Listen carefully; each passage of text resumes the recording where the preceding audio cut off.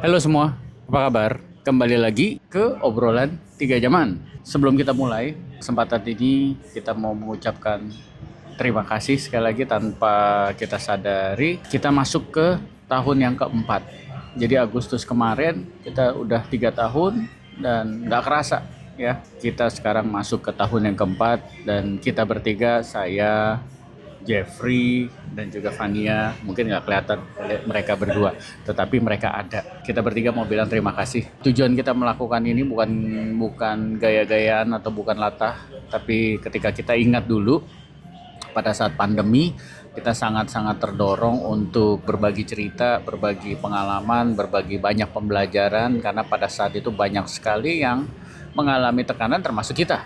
Kita bertiga pun juga mengalami banyak tekanan, namanya pandemi, lockdown, there's nothing much that we can do. Tetapi kita bertiga memiliki kesamaan, dorongan yang sama untuk apapun situasinya kita mau membagikan apa yang selama ini telah kita pelajari dalam kehidupan profesional kita maupun kehidupan pribadi kita bertiga. Jadi thank you buat supportnya, dan tahun ini berjalan tahun keempat. Nah, sekali lagi kita coba terus lakukan sesuatu yang berbeda aja biar nggak ngebosenin ya. Jadi episode yang kali ini agak sedikit berbeda dan tetap intinya gimana caranya apapun yang kita diskusikan bisa berdampak buat banyak orang ya.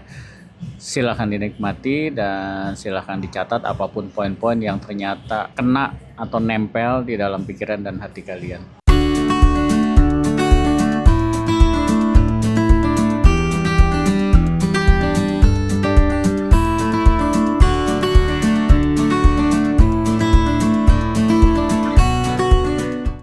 Halo, selamat apa kita? Selamat malam, selamat pagi, selamat sore.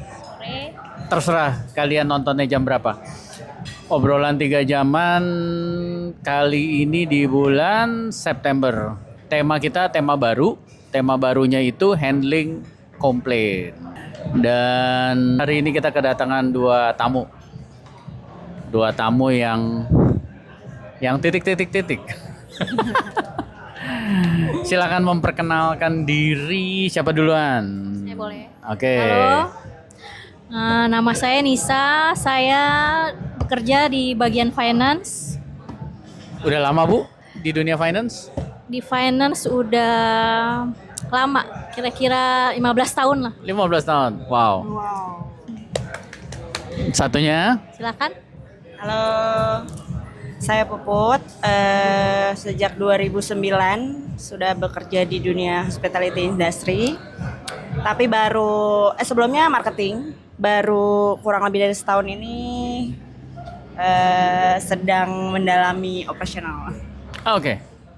Marketing lah, marketing, operational hospitality lah. Ya. Jadi ini konsepnya tetap obrolan 3 jaman. Saya kepala 5, kepala 4, dan ini kepala 3. Ya, jadi konsepnya tetap kita jaga, kita pertahankan. Oke, handling komplain. Pernah dikomplain nggak sih? Pernah. Pasti banget. pernah lah ya. Pasti pernah lah. ya. Itu udah common saya di dunia hospitality industry, Pak. Ya, pasti. Perasaannya gimana tuh kalau dikomplain? Atau ternyata lu yang tukang komplain? Ya sedikit sih, kadang-kadang juga suka komplain kalau lagi pergi kemana-mana. Oh, oke. Kalau nggak sesuai ekspektasi. Iya. Seneng nggak kalau dikomplain? Nggak senang. Ternyata nggak enak ya kalau dikomplain. Baperan nggak? Awal-awal baper, tapi makin kesini kayaknya itu udah hal yang biasa. Biasa, sekarang berarti udah jago. Belum jago, tapi sudah semakin bisa lebih menerima dengan Lebih terkendali lah. Ya, betul. Oke. Ibu Nisa bagaimana, Bu? Dikomplain sering, Komplain juga sering. komplain juga sama sering. Oke. Kelihatan lah ya. Terus gimana? Kalau hal apa aja sih yang kamu komplain? Kalau komplain, saya justru kalau main ke tempat lain gitu, kemana-kemana, karena saya kerja di hospitality juga, kadang saya suka ngebandingin standarnya gitu. Jadi kalau kayaknya kok di standarnya kayak gini, seharusnya tuh saya kadang-kadang komplain kayak gitu. Perasaannya gimana, Bu? Kalau lagi komplain seneng atau wah gua siksa nih orang atau gua habisin nih orang atau gimana? Enggak sih, enggak kayak gitu. Biasa aja sih. Cuma pengen komplain aja. Lu model komplain yang gimana sih? Yang teriak-teriak atau ngomongnya halus tapi nusuk? Atau tiba-tiba di Google review. Enggak, saya ngomong langsung. Ngomong langsung. Dan baik-baik kok. Tapi pernah Halus. dikomplain? Dikomplain juga sering. Oke, walaupun dunia finance ya tadi ya. Kalau Iya. finance walaupun itu yang komplain itu kira-kira komplainnya kayak gimana sih? Kalau di finance itu seringnya yang komplain justru vendor. Oke. Misalkan kalau di finance ada telat pembayaran Bayarnya lamaan. gitu, atau mungkin padahal waktunya juga belum mepet-mepet banget. Mereka udah nggak sabar, kadang udah komplain gitu sih. Tapi mereka komplainnya baik-baik atau Baik-baik. ngamuk-ngamuk? Baik-baik. Pernah diamuk orang? Enggak sih, belum. Dia nggak mau cerita kayaknya. Dia nggak mau cerita. Ingat nggak pertama kali kan tadi dari tahun berapa? 2009. 2009. Iya. 2009 ingat nggak pertama kali lagi kerja terus dikomplain? 2009 tuh ya? Enggak, kalau dari 2009 sih udah lupa ya Pak. Paling kalau awal-awal aja sih di yang dekat-dekat kemarin ini waktu pertama kali awal-awal baru pegang operasional. Udah ketemu komplain yang sangat menyedihkan lah, pokoknya mengagetkan sampai kayaknya gue nggak bisa handle ini nih gitu. Kayak Oke. sedih, nangis, Oh, nangis. kesel, marah, mau teriak tapi nggak bisa, tapi ya udah itu sih. Emang orangnya komplainnya kasar gitu Ya, atau lebih kepada teriak-teriak? kata-katanya sih lebih menyakitkan sih, maksudnya Wow. sampai bawa-bawa ya, sampai ada kata-kata yang lu tuh lulusan apa sih, lu ngerti nggak cara Wow. ya kayak gitulah pokoknya, jadinya lebih kesakit hati ya Pak. Ya, jangan-jangan sampai sekarang juga masih diingat kali. Masih diingat itu Ya, nggak akan jadi lupa lah satu ya. pembelajaran lah Pak. Pembelajarannya emang apa? Apa ya, lebih kayak cara lebih bijaksana aja sih ngehandle, diterima dulu dia ngomong apa, dipelajarin dulu masalahnya, terus empati, kalau gue jadi dia kayak gimana, baru nanti akan keluar tuh hasil-hasil cara kita handle komplain ya gimana. Oke. Sekarang kalau misalkan jadi kan udah cukup pengalaman lah di komplain. Kira-kira proses belajarnya gimana sih kalau berdasarkan pengalaman? Kalau sekarang kan mungkin udah lebih nyaman lah ya. Kalau dulu pertama kali mungkin Kaget, menghindar, kaget gitu kan. Nggak terima. Gitu kan. Nah, kalau proses belajarnya itu kira-kira ingat nggak? Gimana nih supaya sampai di titik yang sekarang yang cukup nyaman lah?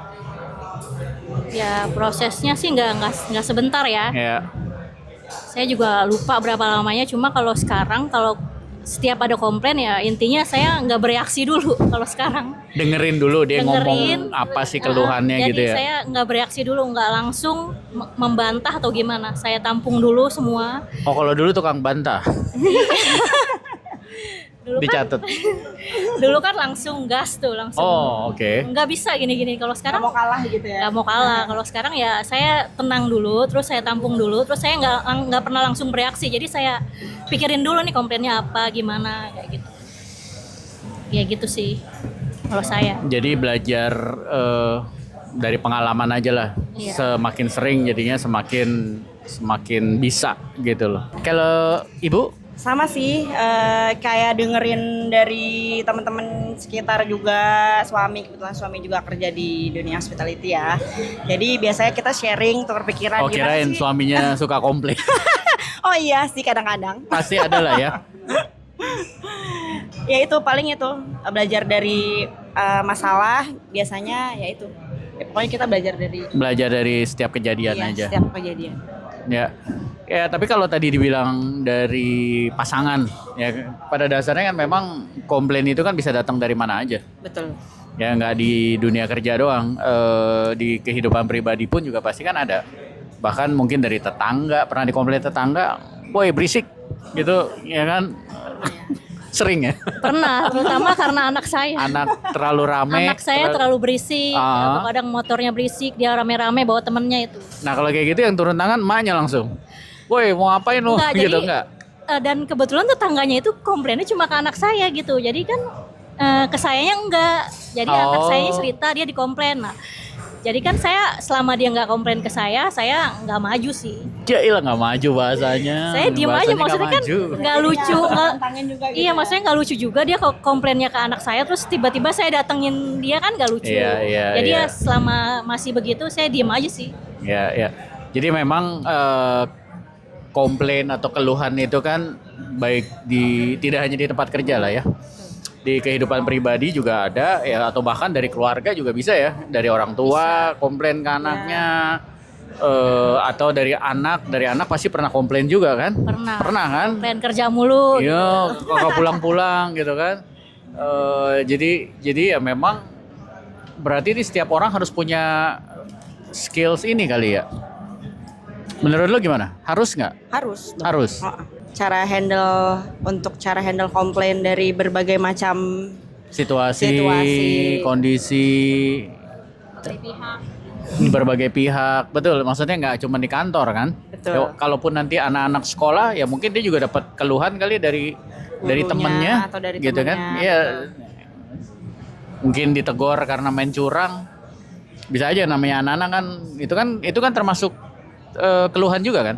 Ya. Lu gimana sih mainnya curang gitu kan, itu kan ya bagian dari hidup lah berarti ya. Berarti mereka harus punya, kan kebetulan kalian udah punya anak nih, Ya. akan kalian ajarin Pasti. kapan? Karena kan kita nggak terus ada di samping dia ya. Jadi dia harus mulai belajar untuk gimana caranya ngatasin komplain, apalagi yang masuk ke dirinya sendiri. Ya. Anak berapa? 3. 3. Tiga. Sama aku juga 3. Tapi ya maksudnya ya kalau misalnya 3 anak itu kan komplain yang mungkin pertama-tama mereka akan hadapi kan dari orang tua atau dari kakak adiknya kan. Betul. Iya kan, jadi Betul mereka banget. memang akan mulai dikeluhkan sama adiknya Lebih atau ke kakaknya, iri betul. segala macem. Jadi memang sesuatu yang memang harus diajarkan ya, karena pada akhirnya itu sesuatu yang penting buat kita semua lah ya. Sebelum kita tutup ngobrolan ini, ada tips atau pesan soal bagaimana menangani, merespon keluhan. Karena kan siapa sih yang pengen dikomplain? Tapi kan ketika kita keluar rumah aja kan, begitu jalan, toto ada yang nyalip, ada yang ngerem mendadak, ada yang bengong, mungkin bawa kendaraannya tiba-tiba nggak sadar melenceng ya. Gimana tuh? Mungkin tips-tips atau saran sebelum kita tutup, gimana caranya? Ya kalau saya sih tipsnya tenang aja pokoknya setiap ada komplain think, yeah, atau that's ada good. apa-apa. Yang penting tenang aja dulu gitu. Itu sih kuncinya tenang. Oke. Yang lainnya ya Jadi pada saat mau keluar rumah, kalau bisa kondisinya udah tenang. lagi tenang. gitu ya. Betul banget tuh. Karena kalau misalnya kita keluar rumah dalam keadaan udah lagi kacau, Ke bawah tuh. gampang sekali kepancing. Kesulut. Ya, gitu. Saran yang bagus. Sabar, pelajarin situasinya dulu, jangan langsung emosi.